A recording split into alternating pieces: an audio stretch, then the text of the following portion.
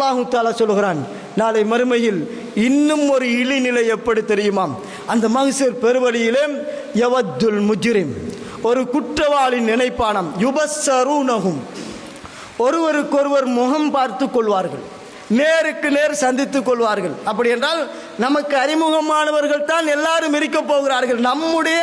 நாம் நிற்குகிற இடத்தில் நமக்கு தேவைப்பட்டவர்கள், நாம் யாரோடு கொடுக்கல் வாங்கல் பழக்கம் வைத்துக் கொண்டிருந்தோமோ அத்தனை பேரும் எங்களுக்கு முன்னால் நிற்க போகிறார்கள்.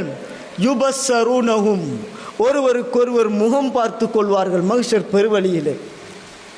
யவத்துல் முஜ்ரிம், ஒரு குற்றவாளி நினைப்பானாம், ஒரு குற்றவாளி ஆசைப்படுவானாம், இந்த நிலையில் நான் இப்படியே இருந்தால் நரகத்திற்கு அனுப்பிவிடப் போகிறான் என்பதற்காக வேண்டி ஒரு குற்றவாளி நினைப்பானாம், லவ் யப்ததி மின் அஸாபி யௌமைதின், அந்த நாளின் பயங்கரமான அந்த வேதனைக்காக வேண்டி யாரையாவது அடமானம் வைத்து விடலாம் என்று விரும்புவானாம்.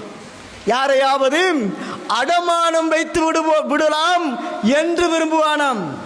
பிபனீஹி, தன்னுடைய மகனை அடமானம் வைத்து விடுவான், மகனை அடமானம் வைத்து விடுவான்.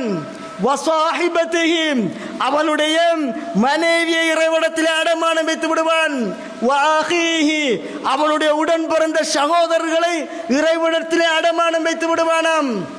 வஃபஸீலதிஹி அல்லதி தூவி, அவனோடு யாரெல்லாம் உறவு பாராட்டி கொண்டு உற்றாராக அவனோடு சேர்ந்திருந்தார்களோ அத்தனை பேரையும், வமன் ஃபில் அர்தி ஜமீஆ, பூமியில் இருக்கக்கூடிய அத்தனை பேரையும் இறைவனிடத்திலே கொடுத்து விட்டு, இறைவா என்னை காப்பாத்திரு என்று சொல்லுவானாம்.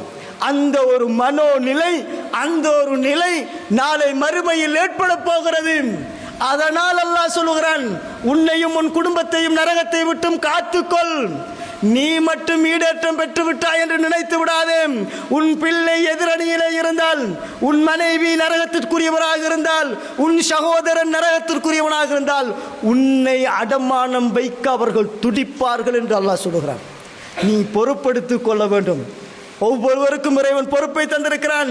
நான் தொழுகிறேன், நான் கொள்கையை விளங்கி இருக்கிறேன், நான் மார்க்கத்தின் கடமைகளை எல்லாம் செய்து கொண்டிருக்கிறேன், அடுத்தவங்கள எனக்கு வேலை இல்லை என்று நினைத்து கொண்டால் அவர்கள் நாளை மறுமையில் இறைவனிடத்திலே உன்னை அடமானம் வைத்து விடுவார்கள்.